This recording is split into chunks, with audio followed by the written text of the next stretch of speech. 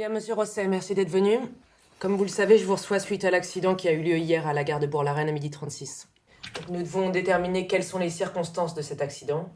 Donc je vais vous demander d'être le plus clair et le plus précis possible. Je noterai ce que vous me direz. Et ensuite, vous pourrez relire votre déclaration à la fin de notre entretien. C'est bon pour vous, on y va?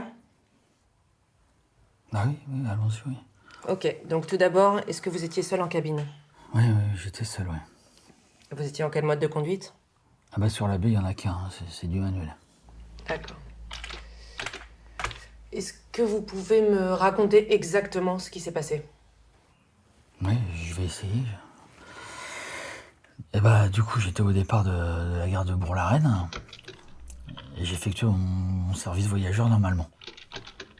Puis j'ai repéré un groupe d'enfants avec pas mal de bagages. En général, ils vont à l'aéroport. Alors je suis resté vigilant, je regardais s'il n'y avait pas un enfant qui s'aurait fait coincer par les portes ou éventuellement qui serait tombé dans la lacune. Et puis une fois parti, j'avais l'actionnement d'un KSA. Qu'est-ce que c'est un KSA? Un KSA, c'est un signal d'alarme en fait. Donc, vous vous rendez compte que quelqu'un a déclenché l'alarme, c'est ça? Voilà, c'est ça, quelqu'un a déclenché l'alarme. Alors, j'ai été voir dans la voiture où l'alarme avait été déclenchée.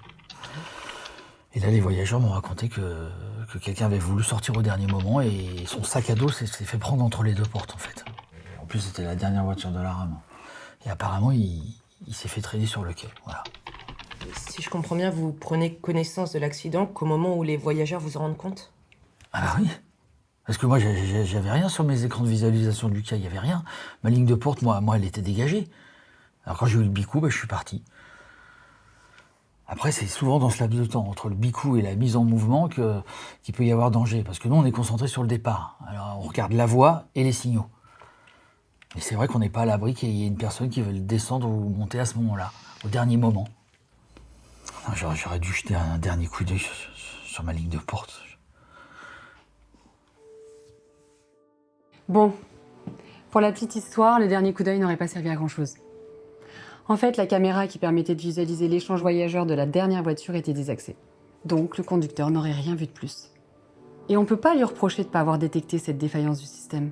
C'est là qu'on voit que la sécurité ferroviaire repose sur un ensemble de barrières, pas seulement sur le conducteur.